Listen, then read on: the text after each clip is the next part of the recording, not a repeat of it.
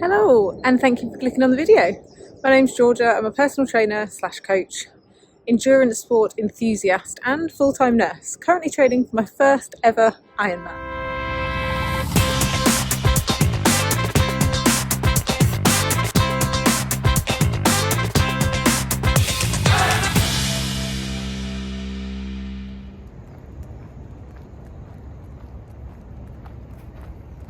So it is duathlon weekend, so I'm obviously bringing you along.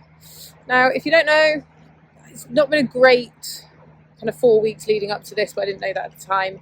I think I'm 4 weeks post-surgery now, which has been great, and 2 weeks back at work, which was actually the hardest thing. The transition, we trained really steadily, but then adding the long days at work was exhausting.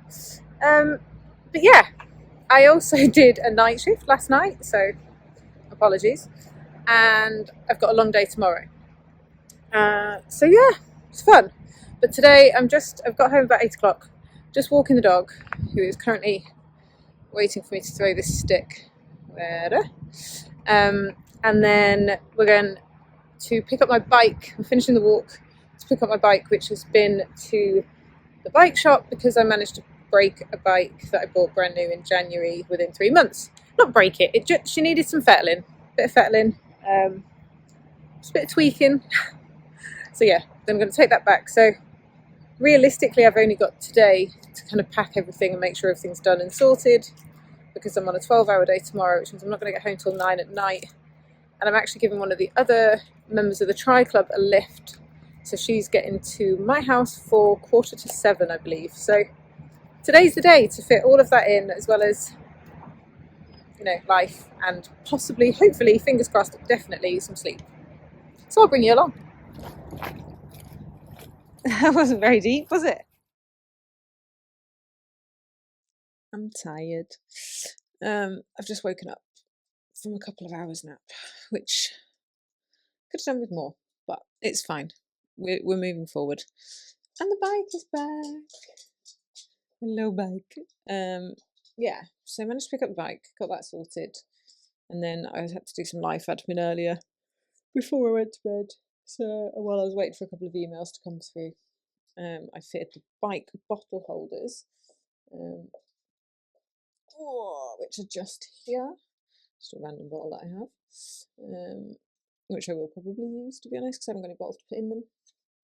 So I've actually put some bottle holders on the bike, and getting some kit sorted, so it's kind of there, just stuff that I thought about earlier. And then, yeah, I just need to I bought a bike computer. That sounds really fancy. It's not really fancy. I don't want a fancy bike computer. I don't even know if I'm going to enjoy this sport. And I have a fancy watch, which does maps and things. And I get that people like to have the maps on the front, on the bike. I'm assuming for training runs more than anything, training rides, but I didn't want that. I just wanted a really simple, I just wanted to see how fast I was going without having to look at my watch and what distance I've gone without having to look at my watch. So I'm just going to try and fit that to the front now. I've had it on charge, so that's done, and I actually need to put this watch on charge as well. That's a good point.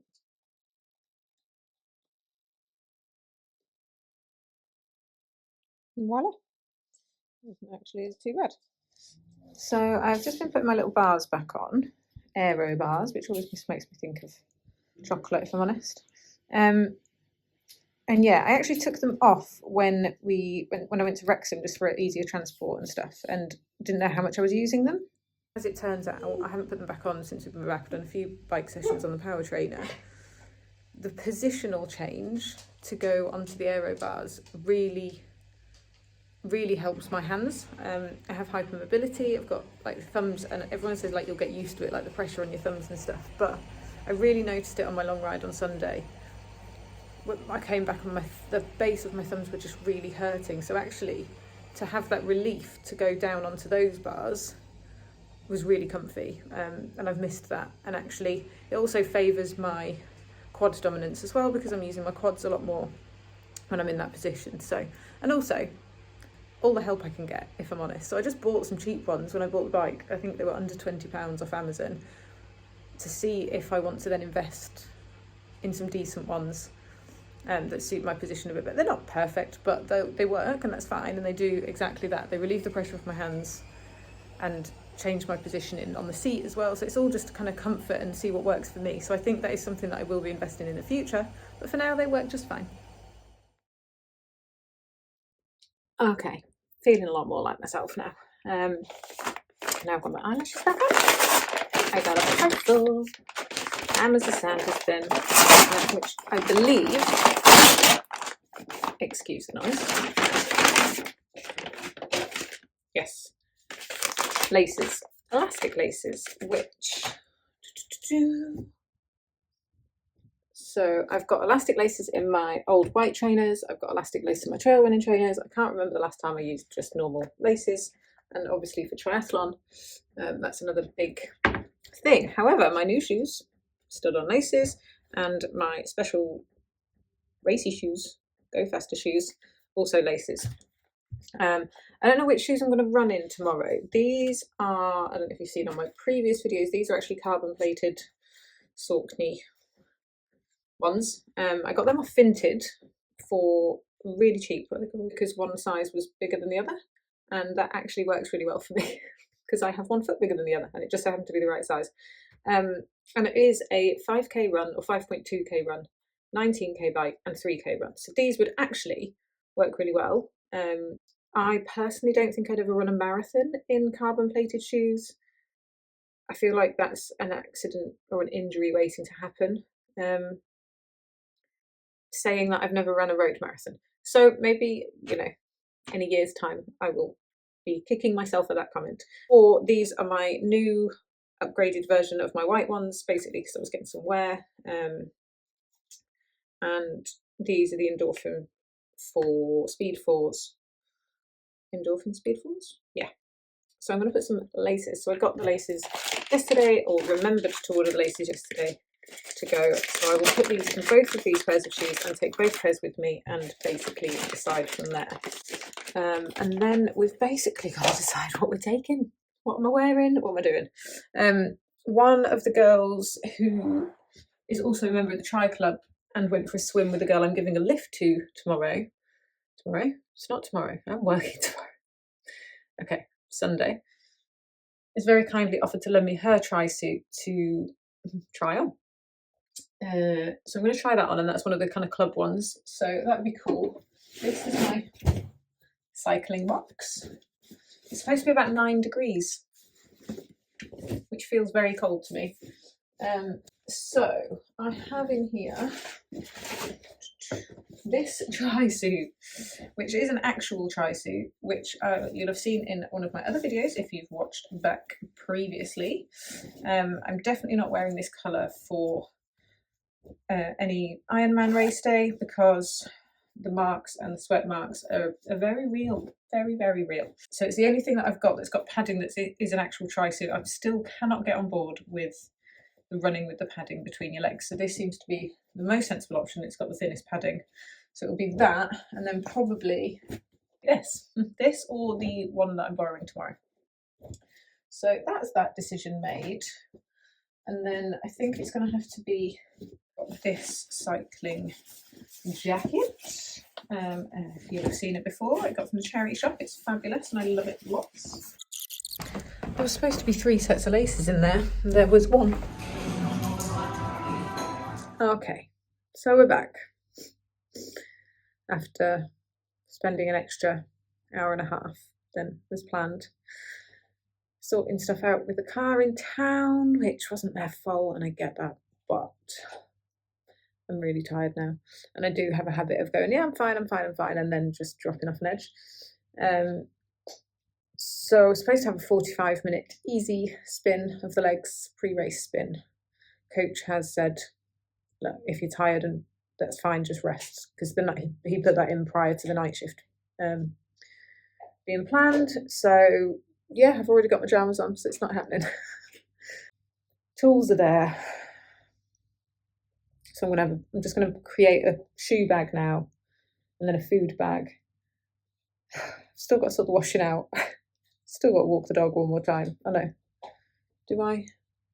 We'll see. See how annoyed she gets later. but I have already put my pyjamas on. Well, I've put my pyjama bottoms on. My night shift fluffy pyjama bottoms. So we'll see how annoyed she gets with me later. I'll sort all my food out for tomorrow for work, sort my work bag out, iron my work uniform, and make sure everything's packed ready so that I can literally get home tomorrow. Probably put the bike in the car the night before, lock it in the car, and then we're just ready to go, basically. I filled the car up with fuel. Okay, it is 4 minutes to 9. I've had an extremely busy day, but my lovely colleague at work did my hair for me once I'd finished my shift, so I don't have to do that in the morning, so that saved me a good 45 minutes. I'm just going to cover this in some hairspray. So I've just got a new dedicated triathlon bag, so all the triathlon stuff, like race belts and things like that, can all just go in there, and then I know it's all there, because I'm not OCD in the slightest, but it's fine. So we're going to do that.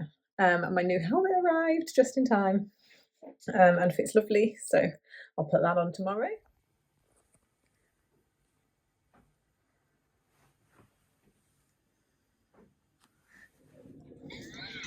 I'm genuinely terrified. I don't want to vlog to loads of people everywhere. Got a new kit.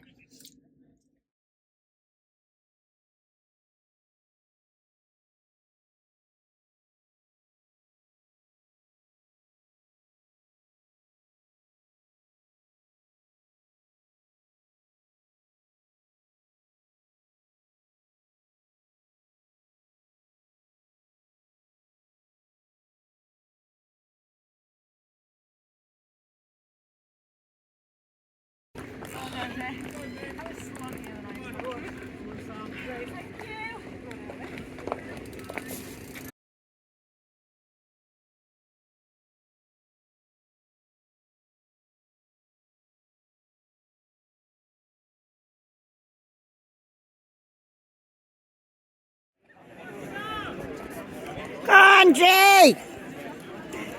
Go, go, go! I've literally not vlogged this entire time because my auntie's here and Jane from the club, but interesting, good fun. Do a full debrief when I'm home. It was good. It's a good day out. Obviously I am now home, everything's out of the car, dropped Jane off, who, by the way, was fabulous. Listened to all of my yabbering on, nervous chat in the car, and gave me loads of really good advice, actually, so that was nice, and she did it amazing. I can't remember what her time was. So I did it in total 1 hour 20, I believe. No idea on kind of official results and bits and bobs.